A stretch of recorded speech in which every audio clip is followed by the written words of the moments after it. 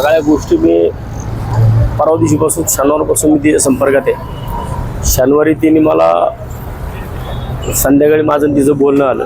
त्या मित्राचा मला फोन आला होता आणि तो मला कात्रजला येऊन भेटला.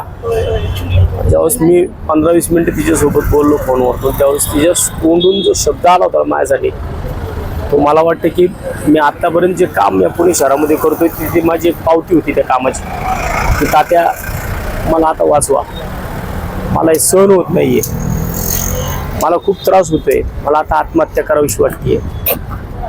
त्या गोष्टी ज्या ती बोलली ना, तर पोटात गोळा येणाऱ्या गोष्टी होत्या त्या सगळ्या.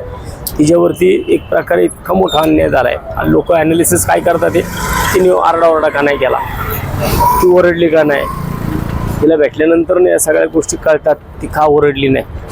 तिच्यासमोर ती कलकत्त्याची घटना उभी राहिली. हा प्रश्न जसा तुमच्या मनात होता ना, माझ्या पण मनात होता. तिने त्यावेळेस मी न विचारताच तिने त्या गोष्टी कोणत्या तोंडाने तिला विचारायचं की बाळा तू का नाही ओरडली म्हणून, असं विचारायचं तिला.